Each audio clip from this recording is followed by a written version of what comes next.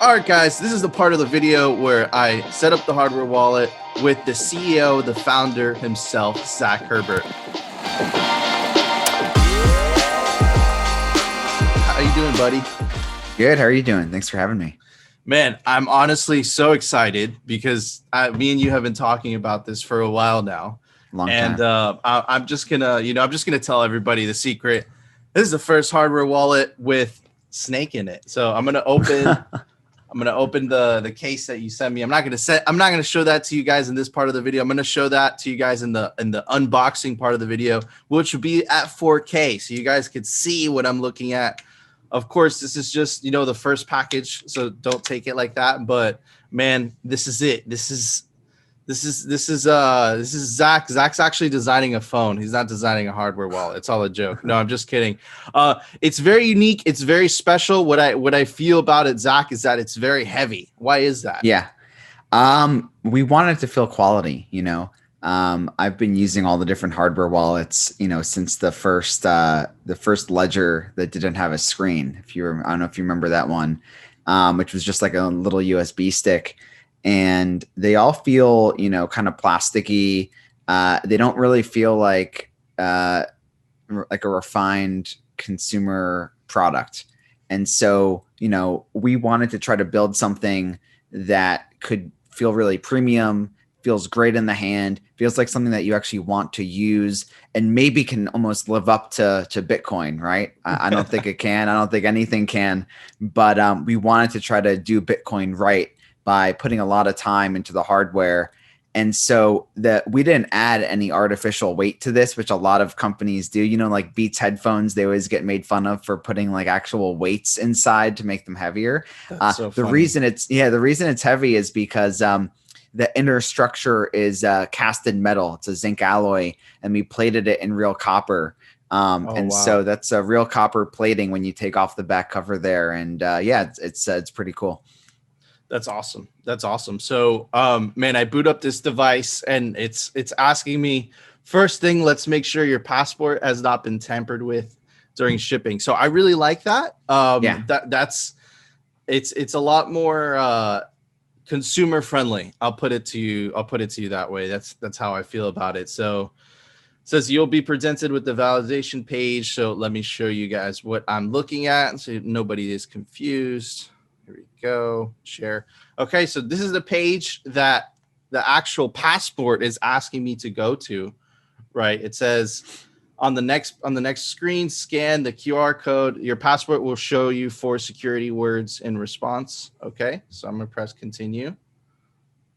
It's validating, or did I do this wrong, Zach? I think I did. Okay, retry. Oh, okay. So I'm actually using the camera on the device to validate. That is so cool. And I'll tell you once you're done. I'll tell you what it's doing right now. Please do. Please do. I'm very interesting. You have caught my curiosity. Knock tissue. So this is similar. We didn't make this up. I want to give Kobo some credit.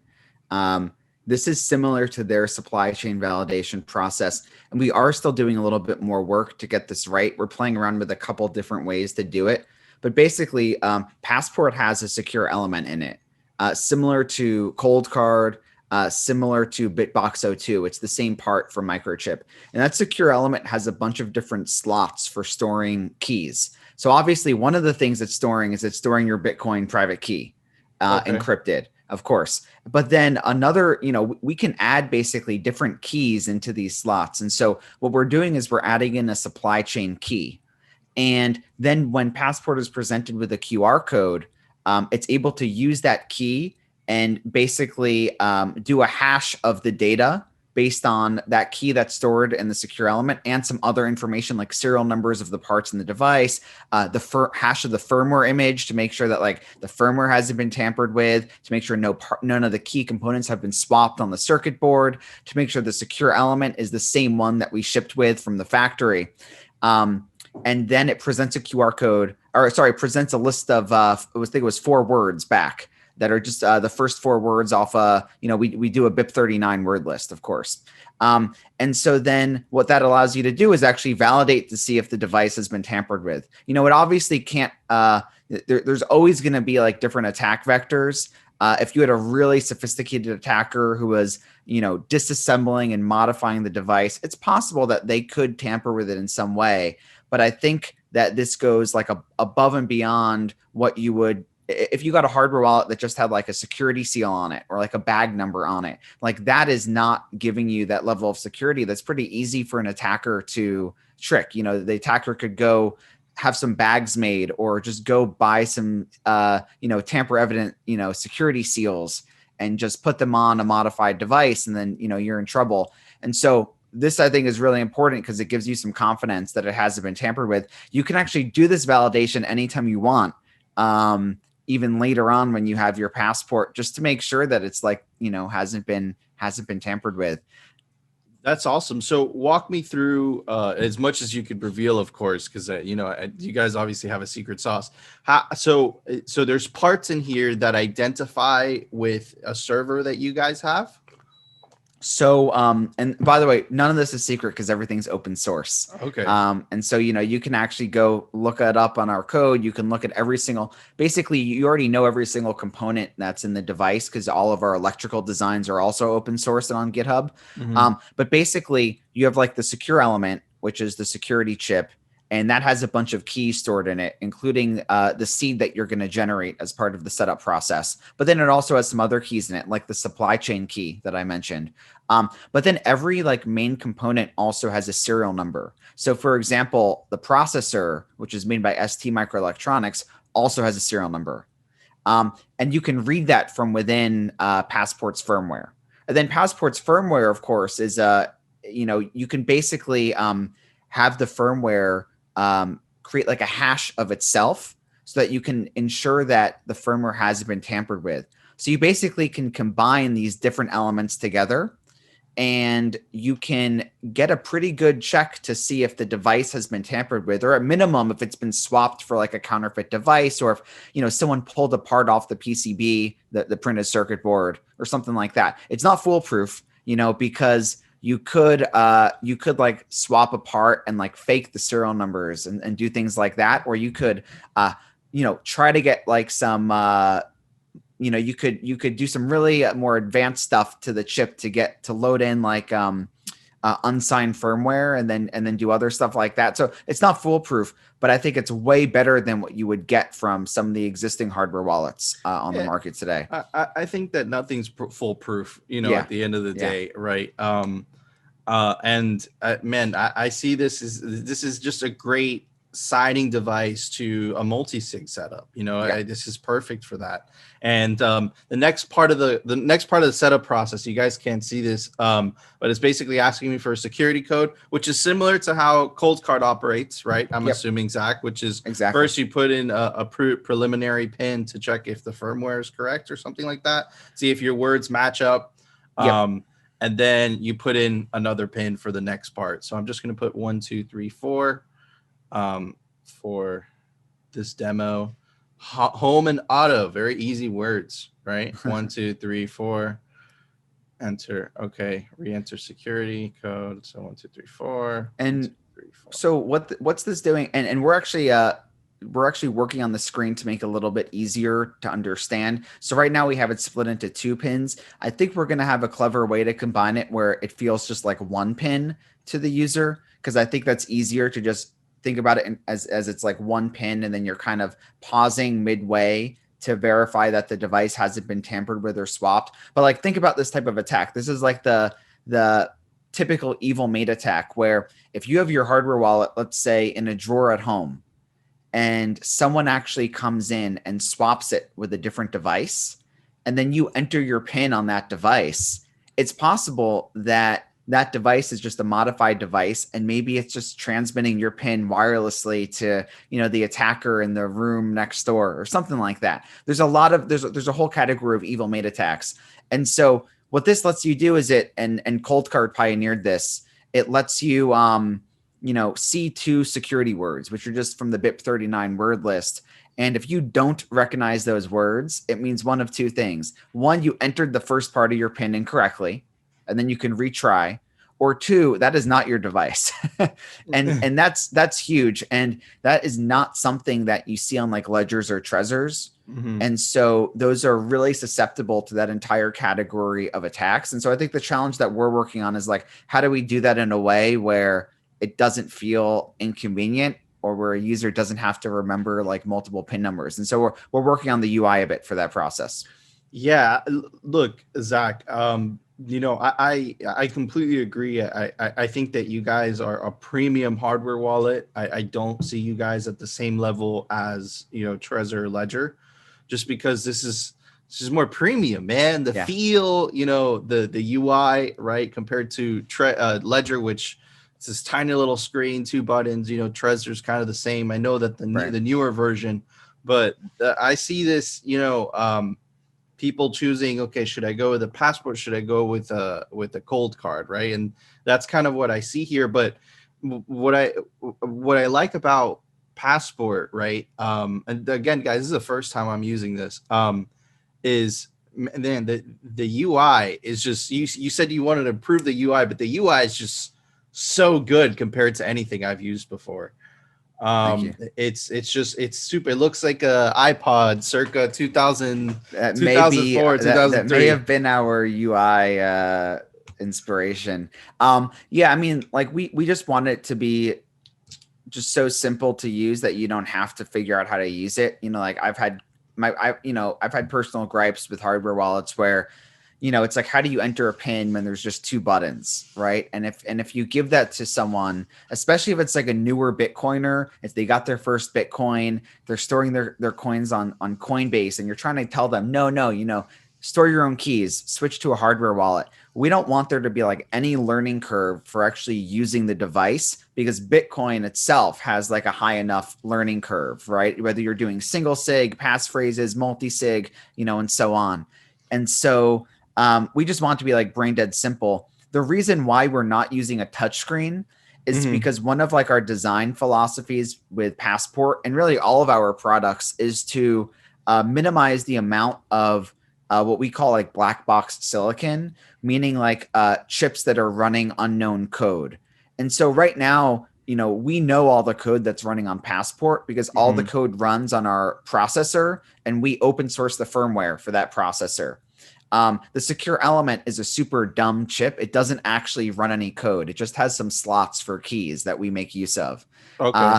But if you're looking at like touch screens and stuff, and like higher resolution screens, they all have embedded chips in them. And so when you're trying to build like a hardcore security device to keep your Bitcoin safe, we just, from a like design and security philosophy, just didn't want that. So we limited ourselves to, using a screen that's actually really cool. The screen is has the circuitry etched into the glass. It's made by Sharp. And that means that it's like tamper evident. So when we put it in at the factory, like there's no chance that someone could have tampered with the screen. And then we use a physical keypad.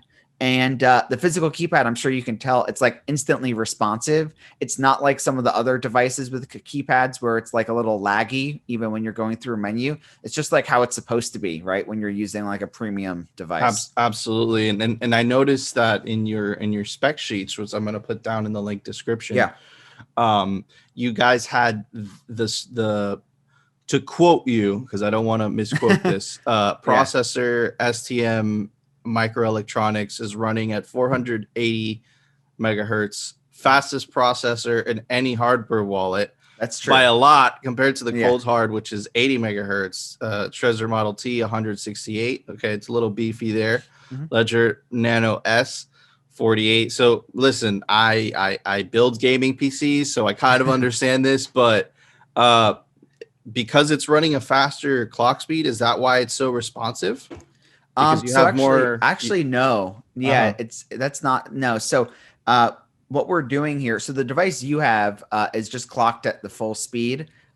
We're working on some firmware improvements now to reduce the speed significantly when you're not doing anything that needs to be fast, to extend battery life, because this is powered by 2 AAA batteries.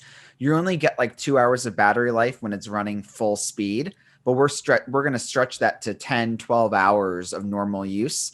And then you're not on your hardware wallet every day. So you should be able to use this device for a long time without swapping the batteries. We use the faster processing speed really for two main things. The first main thing is the camera, right? Because we're basically driving a camera here, and it needs to be able to scan QR codes pretty quickly. When you were doing that supply chain validation, I think you probably saw it scan the QR code pretty instantly. And so we're having to process the images, having to run the camera at a certain frame rate, and then having to decode the QR codes all on our firmware on the processor. And that's different from some other devices. So like with Kobo, for example, they're using an Android operating system, which has a much larger attack surface. And we are actually doing this like in MicroPython. We are, wrote the camera drivers. We're using some QR code decoding libraries and have, made a couple contributions to them as well. And so we're doing this all in the main processor. And then something like Spectre DIY, which is a super cool project, is using a QR code scanner that comes with a built-in processor running firmware to decode the QR codes. So they're not having to deal with that stuff. So we're actually what we call is like a bare metal implementation of camera and QR code scanning, meaning like we're doing everything on our own chip with our own firmware without relying on like some larger operating system or something like that. And so we need the beefier processors for that. Then we also need it for PSBTs. And, the demo that you're doing is just single sig on Blue Wallet. We are going to have multi-sig rolling out in our firmware in the next couple weeks. And then we're going to be doing some performance tests with multi-sig signing. I don't know if you saw like the test that Lop did several weeks back, but every hardware wallet scored pretty badly. It was like 100 input, multi-sig transaction. And it's brutal for a device like this. And so we'll see how we do. It's actually funny you mentioned that, because every time a lot of people like have this impression where, you deposit into your hardware wallet, you use a new address every single time, right? There's going to reach a point one day where you're either going to have to commingle all of that. I know that's not the technical term, but you're either going to have to put all those transactions into one TX. You're going to pay a hell of a fee, or, you decide to organize yourself, which I do every so often, right? So signing that type of transaction, right? Could you help me out with the technical terms? Because I know I'm going to get butchered online, but basically, Zach, when you commingle one transaction, when you would probably say that you're consolidating your UTXOs is probably the right way to say it. Yeah. Awesome. So you're consolidating your UTXOs, right? And man, on Ledger, Cold Card's pretty good about it, to be honest. But on Ledger, it's a heart attack because it tells you nothing. It gives you a little spinning wheel, or it doesn't even do that. It just stays. I think it just does nothing. Cold Card is good because it always gives you some kind of if not so there's two things. If the firmware knows how long it's going to take, then it can give you a progress bar. If it doesn't know how long, then it gives you like a little animation. And when you're signing these PSBTs, you sometimes like don't know how long it's going to take because you're sending like I guess it depends. When we do anything that communicates with the secure element, we have a delay sometimes, and we can't show you like a progress bar. So we just show you an animation, and we don't always know exactly how long, but it's possible that we could like do a ton of tests and then kind of estimate the average and then show a progress bar, but Cold Card at least gives you like that, the notification that it's doing something, which I think is really important. Yeah, but it's still not, I would say it's still not perfect. Right, because there's still that doubt in your head where it's like, did this freeze? Right. So yeah, man, I'm just so excited with this UI UX, man, because I just see that there's so much more that you'll be able to do, right? Which I'm excited to see. So while we've been talking, I've already put in 21 of the 24 words. You guys have a very special system. We do. So could you, again, guys, I can't show this right now in 720. It doesn't look very well, but I will go over this in a higher resolution. But man, and it's I can really walk cool. you through wiping the device so you can go through it again in the Awesome. Yeah, in the higher resolution. Yeah. definitely will do that. So Zach went ahead and he sent me some trial 24 words, and I've been punching them in so you guys wouldn't have to just sit here and watch me do that. But they have a really cool system, right? Because it is kind of like a Nokia device, so it does, you know, only have a certain amount of keys. But as you guys remember, if you're old enough, you know, the device kind of guesses what words you're going to use, right? So Zach, so why don't you, in a not so technical, but in a technical fashion, explain what it is I'm talking about, and Yeah. just So so you guys see. Yeah. if you're under probably 25 years old, maybe you probably remember T9 style text input from your old cell phone. So this isn't exactly that, because the T9 I think is like a proprietary technology. But it's basically what it does is we have this word list, right? This BIP39 word list. There's only so many words on that. And so we figured, why should you type out your whole word? Why not just type the numbers, you know, corresponding to the letter? And so we basically have a predictive entry for your seed words. And this was one of my biggest gripes for hardware wallets as well. I think my most frustrating ever process was the pin, like my ledger wiping itself because I got the pin wrong. I think it was like only 3 times. And so then it wipes itself. And then you have to restore your 24 words with only 2 buttons. And it takes like 20, 30 minutes. What's cool is that you just did it all in like 2-3 minutes while we were talking, while you weren't even completely focused on that, right? And so the idea is that it should take you like 2 minutes to restore your seed. And you're typing all the words in. You're obviously doing this in a completely air-gapped way, which is really important. And the hardware wallet is just guessing based on the keys that you type, is just guessing the possible words, and then you can just scroll down and select the corresponding word.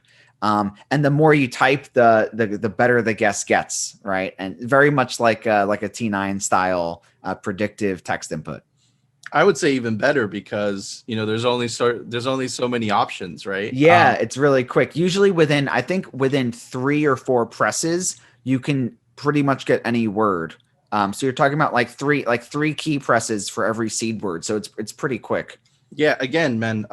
Look, this is really impressive, and compared to restoring your seed and other devices, and I've done it so many times through experimentation on a ledger. It's just they try to do the same thing, but with those 2 buttons, it's brutal because you just have to scroll through. They do add that kind of predictability. On the Colds card, I'm not quite so sure, but it does take you a very long time. There's a lot of scrolling. Now, a devil's advocate would say, because there's kind of like this predictive thing, does that open up any attack vectors? Is there any? Could a malicious actor do something? No. So the only attack vector that firstly, like all this happens once again on our processor, on the open source firmware. So you can actually go look at this code. You can see how it's doing the predictive stuff. We wrote that code ourselves from scratch, you know? So basically it's just every time you enter a new, you click a number key, right? You enter a new digit, basically. It's looking at the letters corresponding with that digit, and it's just trying to figure out, you know, it's basically crossing words off the list to narrow it down to a shorter number of words. The only thing that I would be concerned with is if for some reason someone was like watching you do it, or if someone was being somehow able to observe like the keys you were entering, then they could possibly figure out what the seed is. And so one thing we're doing is like, and you'll see in the 4K video demo that you record, right now the words are just listed alphabetically as it narrows down. We're probably going to randomize those so that every time you do it, the words are presented in a different order. Shouldn't change the user experience at all. It should be like just as good, but it's just a little extra, like us being careful that in case you're being observed during this process, that an attacker wouldn't be able to get anything out of that. But that's like bordering on paranoia. Yeah, it's definitely into tinfoil hat territory. Yeah, a little bit. You usually don't open up your hardware wallet, out in the public, but with With your this you seed can. phrase. With this you Yeah. can because it does have batteries. Now, let me tell Yeah. you my impression on the AAA. I think they're AAA batteries, right? Look how Mhm. beautiful this is. It's literally. Thank you. I turned it off. It feels like it's made of gold. Oh, you did turn it off. Yeah, yeah. But it's And okay. and then the magnetic cover, clicks on nicely too, which we So want. We want to get that click, like the actual sound right. I like the battery idea, and the reason I like the battery idea, and to me it's irrelevant that this thing lasts 2 hours, is it's another step that if someone had to get onto this, they would have to go through. And I really, really, really like the fact that this thing has no inputs, right? The only thing that you could, plug into this thing is an SD card. Right. So I really like that because I know that this is more secure, and the cold card, which is my main driver, and I know a lot of Bitcoiners are gonna say the same thing. I wish that there is a way that you could disconnect the goddamn the top, and it just be for power, because it only needs it for power. And you guys solve that with the batteries, right? Well, and the batteries is a much better solution in my opinion. So and this is just great. So for anyone that doesn't know, it does come with 2 SD cards. Right now we're gonna walk through, or Zach's gonna walk me through updating the firmware to see how it compares to something else. Do you want to do that, Zach? Yeah, I actually need to send you a firmware update then. Okay, cool. Let me do you have Telegram on your computer? I do. Perfect. All right, I'm just sending you a firmware update now. So if you can get that on the SD card, then you can pop that in. I'll show you how to do it. And then just one thing about the batteries too, is that like we want to encourage best security practices. If we put a USB port on here, I think a lot of people end up being lazy and just using that USB port. Like I've definitely I've used the cold card, and I'm like, I'm gonna hook this thing up to my rechargeable battery pack. And what ends up happening is like one day I need to use my cold card and the battery is dead on my battery pack. And I'm like, what am I gonna do? All right, whatever. I'm just gonna plug it into my computer because I need to do this transaction now. Yeah, and just to add to what you're saying, I completely agree with you, Zach, because I've gotten to the point where I found a cable that didn't have data, and that's what I plug, and that because I have a MacBook Pro, so it uses USB-C.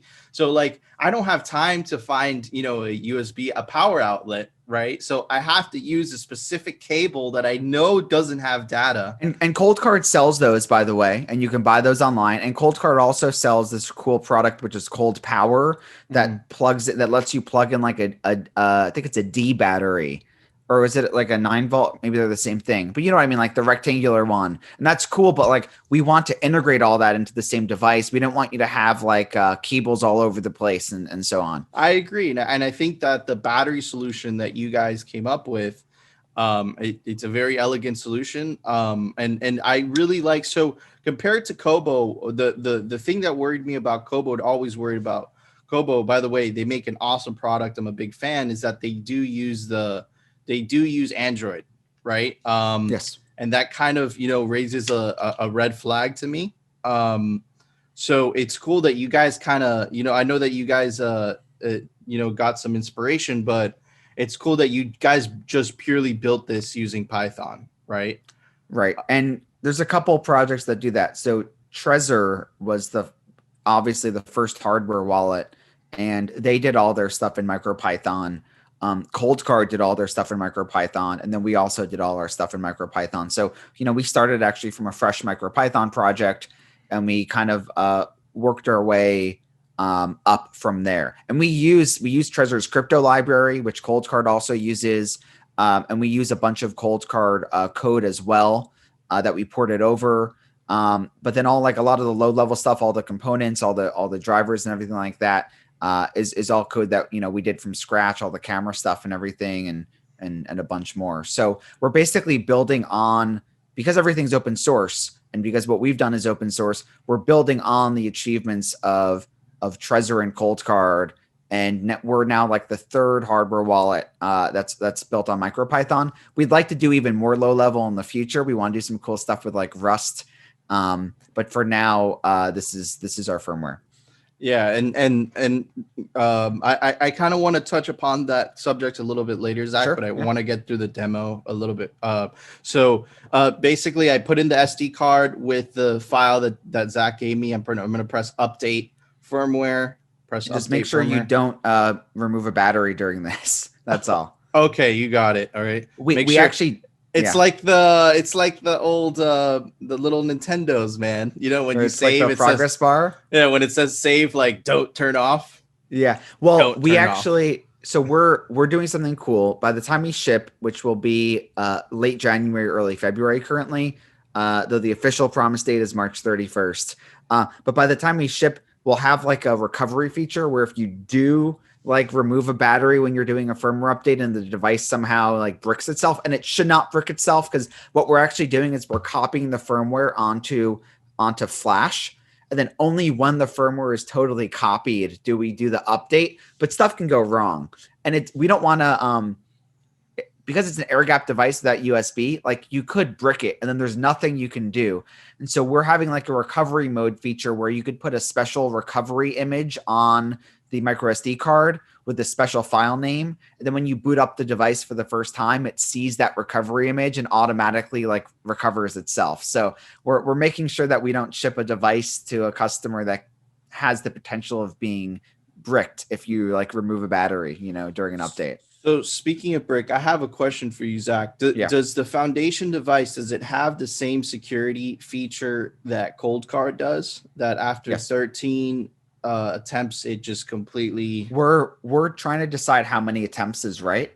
So we have it at 13 right now. I kind of want to do 21 just because, why not? I think there's a balance between convenience, making sure that the user doesn't make a mistake and then brick their wallet, versus obviously you want to protect against an attacker. So I think somewhere around 10 or so is probably the right number. But yes, we do that, and it will brick itself if you get the pin wrong too many times. And it's funny, the device is not actually bricking. Like what's actually happening is that you are messing with like the counters inside the secure element, and you basically make it impossible to pull the key off of the secure element permanently, which is kind of like, bricking. But nothing is happening. It's not like you're not like tripping a circuit inside the device or something. Yeah, I was like always the keys are still there. I was always wondering how they did that. They were just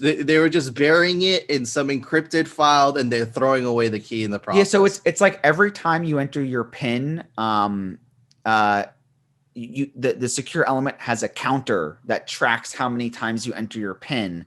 So you can do some cool stuff where like you can basically set this threshold where after a certain number of PIN attempts, if the counters or whatever don't match, and I'm just really like distilling it down, like I'm kind of like dumbing it down. The audience will really appreciate it. If the counters don't match, the secure element is just like, okay, I'm not going to give you any data anymore from like this slot, which is storing your private key. And so the wallet itself is still functioning, but you ask the secure element, hey, can you give me my encrypted Bitcoin private key? And the secure element is just like, sorry, and just permanently stuck like that. So you're not actually wiping the data, but you are locking yourself out of the secure element. Gotcha. Okay. Yeah. Cool. It's cool though. It's cool. Yeah. Yeah, I know a lot of people are going to be happy because they don't know how that works. So I updated the firmware, and glad it worked. Again, man, this is so smooth. Did you see the different loading animation now? It's kind of like little dots. We're still playing around with the loading animations. They're a little snake. It's a little dot thing. You guys can have a lot of fun with that. So we're messing around with it still. So I updated the firmware, and now I want to set this up with the Blue Wallet on my phone. I'm going to put on really easy to set up. Yeah. So I can turn on the recording on my phone so people could. I'll pull it up on the screen. in post. Where is the blue wallet? All right, here's the blue wallet. Okay, so I have my new foundation device. I have my blue wallet open. What do I do, Zach? Walk me through this. All right, really easy. So you're gonna go in your passport to settings. Okay, so I'm gonna go to settings. Pair external wallet. Pair external wallet. And then check it out. You got a whole list of wallets. I know. Wow. Okay, so I'm gonna read these so you guys could be as hyped as I am. Okay.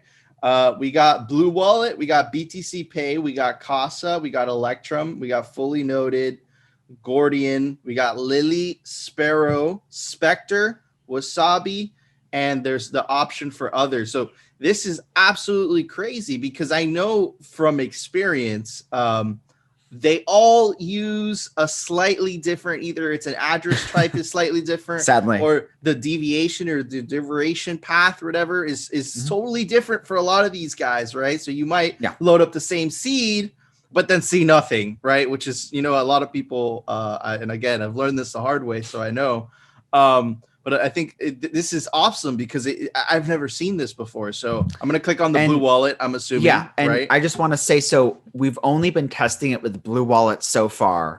But by the time we ship, we'll have all this operational.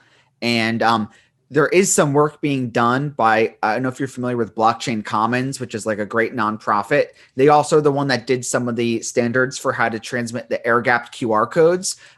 They're working on something to be like a universal export format. Thank God, right? I know, God. Because this is killing us because we're like, we want to provide a good experience to users. So now we have to spend like days and weeks trying to figure out the exact formats that all these different wallets need. Some of them do work with QRs. Some of them only work with SD cards. And it's just like, we got to figure it out. So we're doing the groundwork, but it's going to get a lot easier in 2021. Yeah, thank God, because guys, if you've experimented with Bitcoin software wallets and hardware devices, it's a crapshoot, literally. Like everything, it's all in a different standard. I don't know why, but it all is, right? So it's like, man, especially when you're getting into multi-sig territory, you're heading into hot water, right? Because man, if you set it up in a different way, it's not that you won't have access to it. It's that the software is not built for you to access it yet, or it's one specific software that's built for that specifically. And again, that's anti-Bitcoin, right? Because you're relying on one developer. So technically you can get it back, but it's you know what I'm saying, Zach? Yeah, the developer of Fontaine is one of like the anonymous, like pseudonymous Twitter accounts. He's one of the guys. He works on Fully Noted, and he actually is pushing. I don't think he's the author of BIP 48, but he's proposed like a draft of BIP 48, which is a new BIP that will actually standardize all these derivation paths, which is like exactly what we need. So basically, creating a standard for derivation paths for the different, wallet types like legacy, native SegWit, all that stuff. And then also the derivation paths that are used so that maybe by end of next year, if this is all adopted, and there's going to be a lot of feedback over the next several months, but if everyone can, all the different wallet developers can agree on this BIP, then you'll see, I think, a new gen of all these wallets where everything is standardized. Hopefully, and everything is the same. Fingers crossed. So I'm going to move on, and obviously you press the pair wallet, then pair Blue Wallet, then native SegWit, and I'm going to select that. It's going to pull up a QR image, guys. Animated QRs, yeah. So on the Blue Wallet, what should I do now, Zach? So you want to do add new wallet and import. Import should be at the bottom. Okay, so I'm going to name it Passport. Oh, hold on. Did you do import? Yeah, I'm going to press import right now. Okay, cool. Import and then scan file. Oh, this is so cool. I've never done this before. It's fun. It should already be done probably. Woo! Welcome. So that's the new world of how you pair with QR codes. It takes like seconds. This is insane. And you guys are going to see this on the screen. I'm going to blur out my transactions below, but you guys are going to see this on the screen, how fast, how quick this is. There is a couple sats on there. Yep. So man, a few dollars worth of sats. Yeah. that was so fast, so cool. So do you want to walk through what sending a transaction would be like? It's like just as easy. So on Blue Wallet, you just go to send a new transaction. Okay, I just want to sign it. I'm not going to actually send it. So, you can send it to if you want, you can like send it to yourself. We can do that. Maybe create a new receiving address in that device. We don't care about the transaction fee right now, as long as you choose the lowest one. So I'm going to send it to myself. So we're going to send it to the passport thing ourselves. And I'm going to press send. It says the wallet is not being used in conjunction. Would you like to enable hardware wallet use? Definitely. Okay. Wow. Okay. Awesome. Okay. So I'm going to paste the address, right? And I'm going to send. And do like just a small amount of sats and then the lowest network fee that Blue Wallet gives you, just so that we don't waste too much money. Okay. Let's do even less than that. There we go. Okay. And then fee slow. Okay. Yeah. Awesome. Next. Okay. This is so cool. I've never done this before. Okay. So here's the thing. With QR code. Is that what I'm that's clicking? all you're doing. But before you do that, just know that you're going to want to line it up where the QR code is like fully within the screen on Passport. So it might take you a second to line it up the first time. Once you do, though, you'll get really familiar with lining it up. It's just every device is a little different, you know. Okay. And make sure you hold it steady, obviously, once they're lined up, because Passport has to scan them. And in the bottom right, once you start scanning, you'll see the number that you've scanned and how many are remaining. That's awesome. And it doesn't matter the order, right? Doesn't. Nope. Okay. So I'm going to, on the Passport, there's an option that says sign with QR code. I'm going to do that. And I'm going to listen to Zach's advice and hold it very steady. 1 of 3. Oh, I think there's some glare. I think that's what's going on. There we go.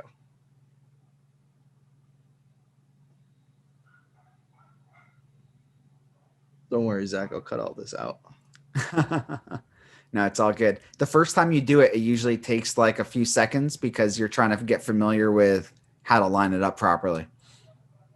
Okay, I got 2 of 3. There we go. Okay. Awesome. Okay, so I signed it. Not gonna lie, it's exactly what Zach warned me of. The first time, it's gonna take a little bit to figure out, but once you get the hang of it, it goes by very super quickly. So now it's saying sign TX. It's telling me the amount. I'm verifying the address. That's the correct address. What do I do now, Zach? What do I click? Just walk through it. Just keep clicking the next button. It's going to show you then. It's going to have you verify all the different stuff for the transaction, and then including the change address and the network fee. And then it's going to present you some QR codes to scan. That is crazy. Okay, so I press continue. I press set up. Now this is the signed transaction. This is so cool. It's giving you a few QR codes. How many is it? Is it probably 2 or 3 if I had to guess? Yep. Okay. So, oh my God. I'm okay. So I'm going to press scan. Yep. Then on the Blue Wallet, it's loading up. It's loading up the signed transaction. This is insane. It's already scanned it. So it's pretty quick. So the Blue Wallet's going to detect that this is a transaction to broadcast, right? Yep. Okay. And Blue Wallet still needs to, I think, make some improvements to the UX. Like ideally at this stage, Blue Wallet we can reconfirm like the address that you're sending to and that kind of stuff. Right now, it doesn't have that. It has a button where you can like link out to view it, and I think some other like website or Explorer. But yeah, once you click send, Blue Wallet's just going to go ahead and send that transaction, or I should say, more accurately, broadcast that transaction that you signed on Passport. Okay, let's see. It's thinking. The Blue Wallet is thinking. But man, this is crazy. This is absolutely insane. I'm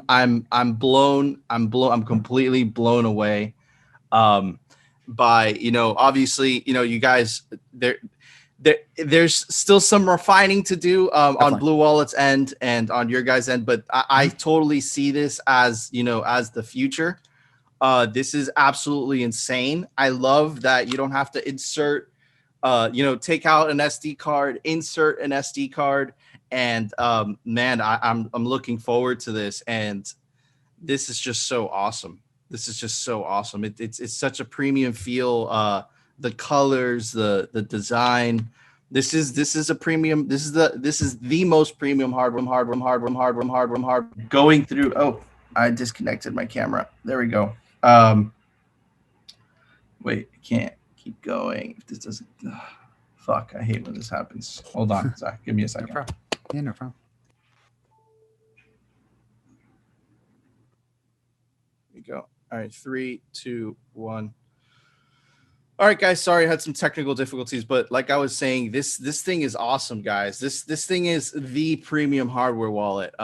It's just, and again, guys, I've owned everything under the sun. I'm gonna do it in the comparison video. I've owned a Trezor, I've owned a Ledger, I've owned a Cold Card.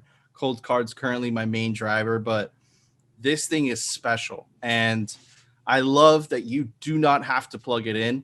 This is where this is going. Okay. I no longer see the days where SD cards are going to be used if it's something so simple as that, right? And Zach, I just wanted to ask you, in terms of security, what are the potential what could potentially go wrong if you're just scanning something?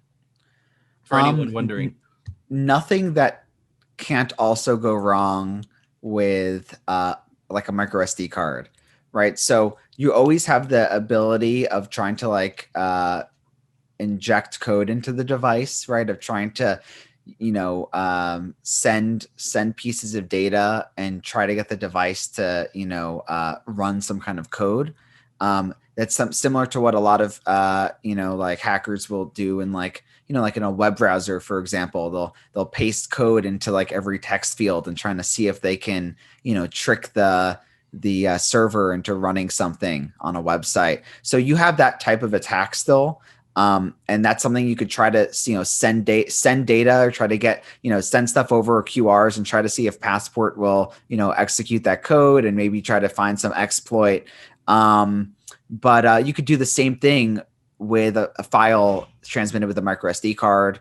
And then obviously like an order of magnitude reduced attack surface compared to USB, and then like another order of magnitude compared to Bluetooth, which is like always having massive security vulnerabilities. The great thing about QR codes, though, is that you can see everything that you're transmitting. So if you were ultra paranoid, whatever device you're using to send the QR codes to Passport, whether it's a phone or a computer, you could theoretically scan those QR codes in another device just to make sure that it's sending like the good, correct data, right? Yeah. So QR codes are great because of how transparent they are. I would argue it's like the hardest to transmit like malicious code or data over QR, because like with an SD card, you can bury it inside of a file, right? And so I think both are great.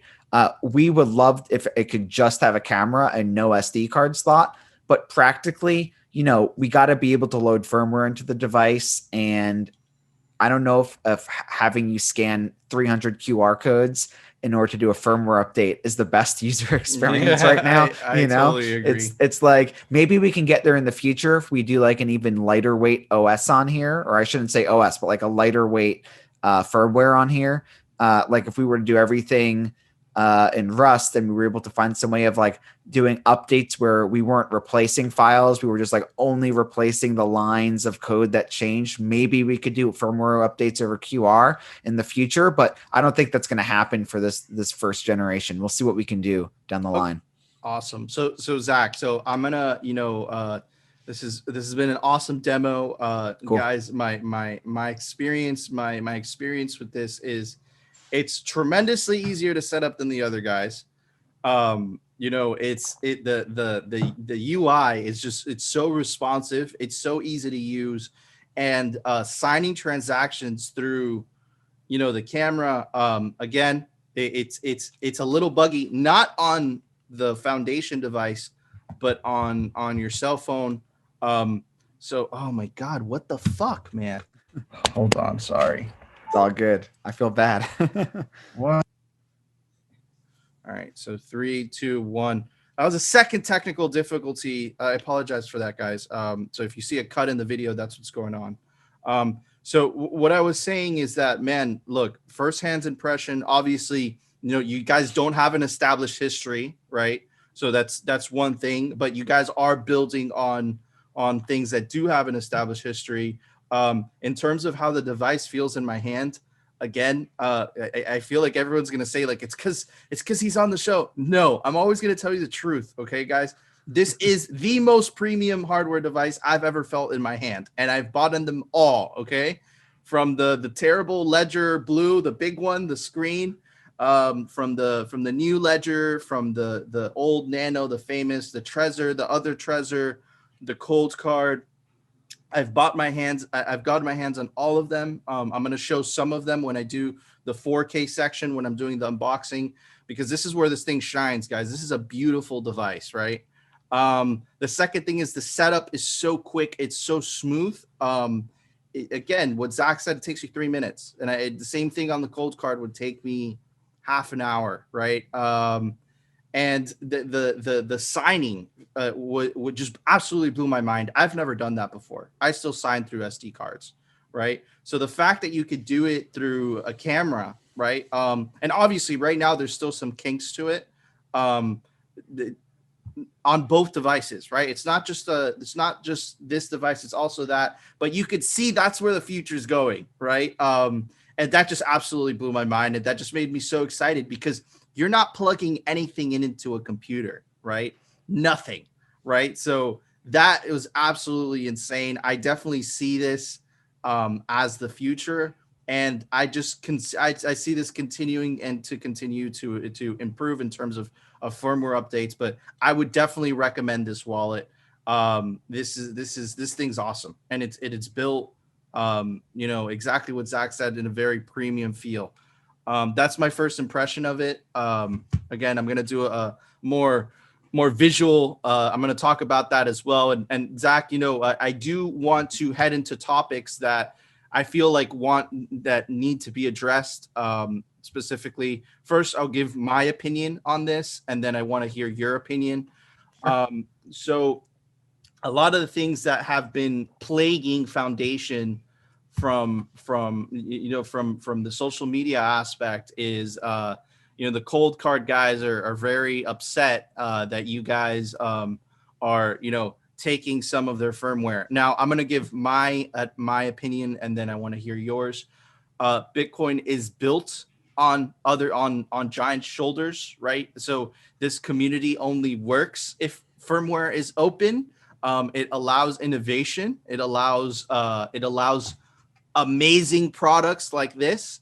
I do not like it when any company stifles innovation for the name of profit, right? And that can sound very anti-capitalistic, but man, it's not capitalistic at all, because what that creates is a monopoly, right? And in a monopoly, the consumer doesn't win, right? The consumer wins when there's tremendous amount of innovation, and rather than addressing your competitor or your new competitor and trying to stample his out, instead of doing the right thing, which would be innovate and make a better product so people buy the better product.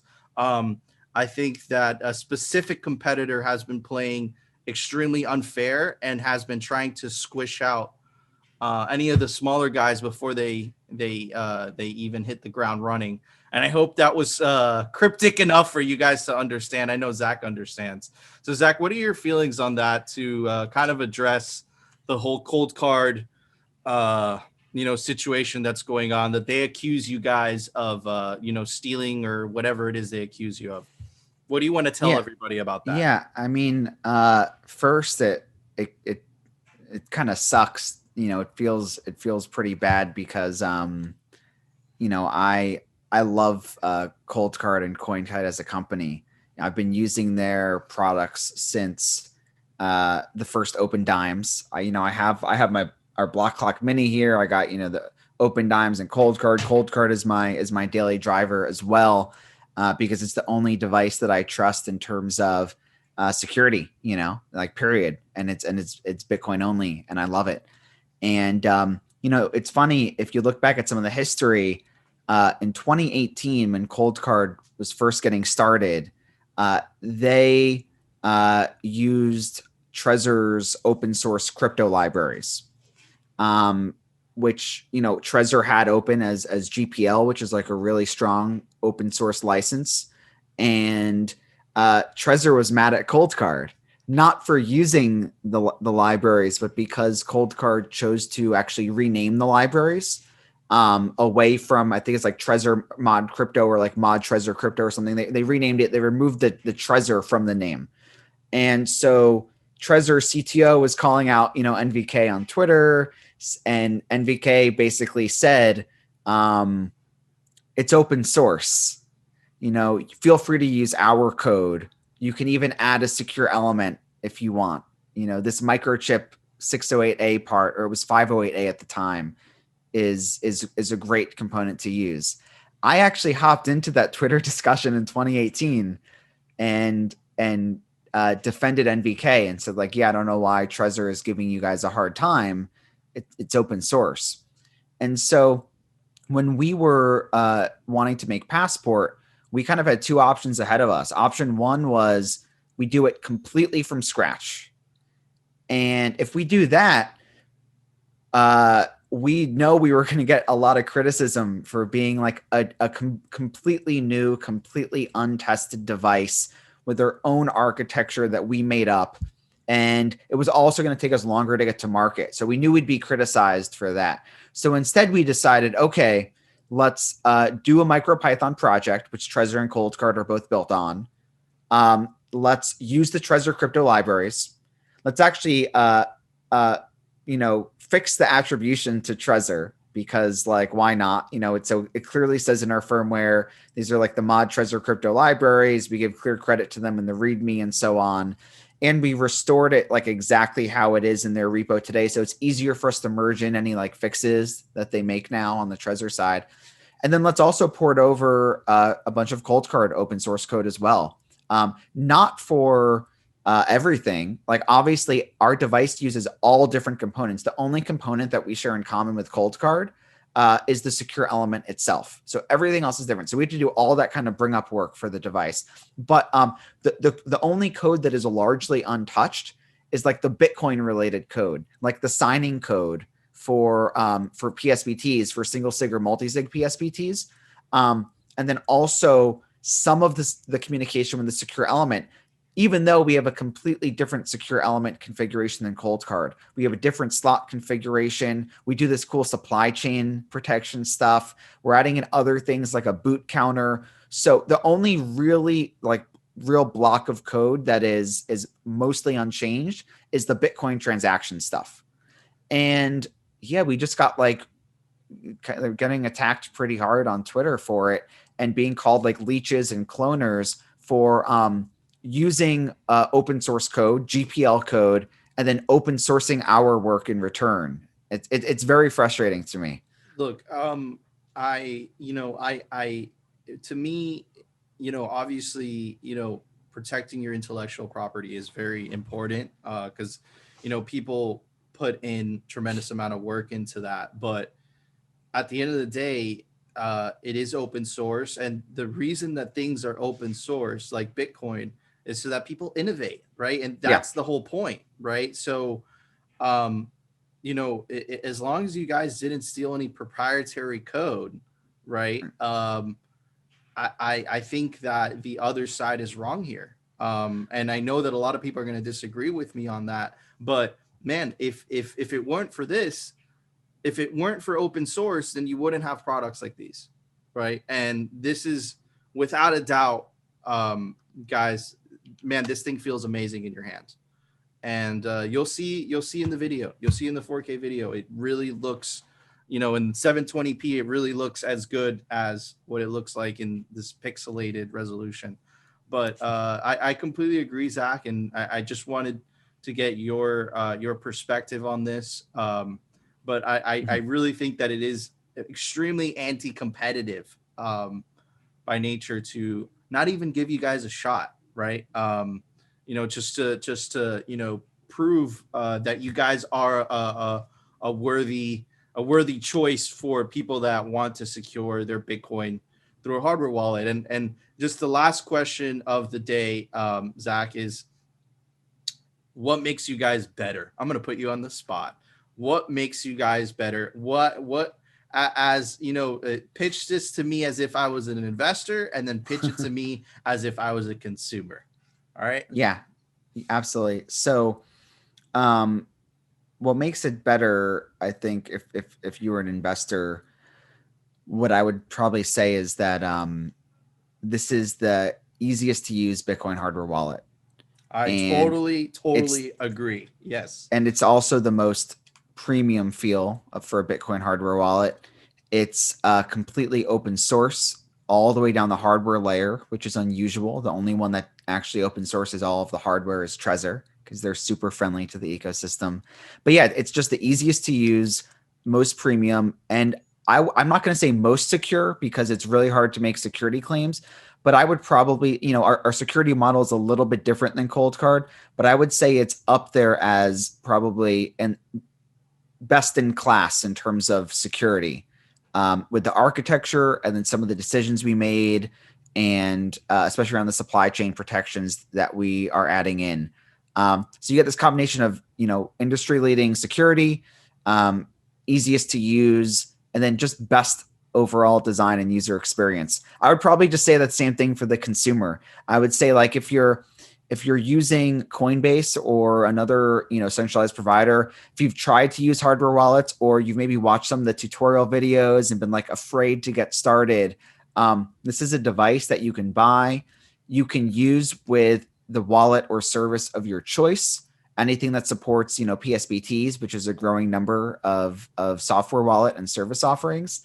And you can get up and running in just a few minutes. And you don't have to be afraid anytime you pull out your hardware wallet. You don't have to worry about figuring out what you need to do for security, because Passport has already made all those security decisions for you. You just get to use the device, and you don't have to figure out how to use it. And you just get to focus on learning how to use Bitcoin and just making sure that you're doing the right thing, whether you're using a single sig or multi-sig setup. Yeah, I completely agree with all that.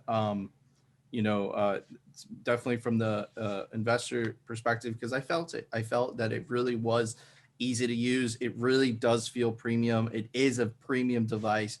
I got to attest to that. I feel it in my hands. If you guys get one, you're going to say, okay, he's actually saying it like it is. And Zach, thank you so much for coming on. And yeah, thank you. So the last couple of questions, which is, how much is this thing, and where could someone buy it, and when could they expect to get their hands on it? Yeah. So Passport is $299 US.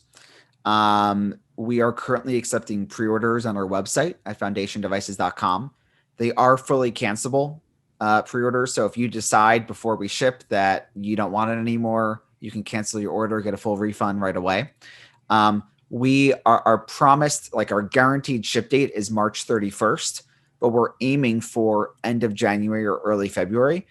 We've already ordered like all the components for production, and we're going to be manufacturing these in mid-January. So depending on how that goes, depending on if we run into any issues or anything like that, we're going to be shipping either late January or early February, it looks like right now. And yeah, you can find us at, like I said, foundationdevices.com, or you can find us on Twitter as well. And just, thank you for listening. Awesome. All right, guys, thank you so much. And I'll see you on another episode of the BitVault podcast.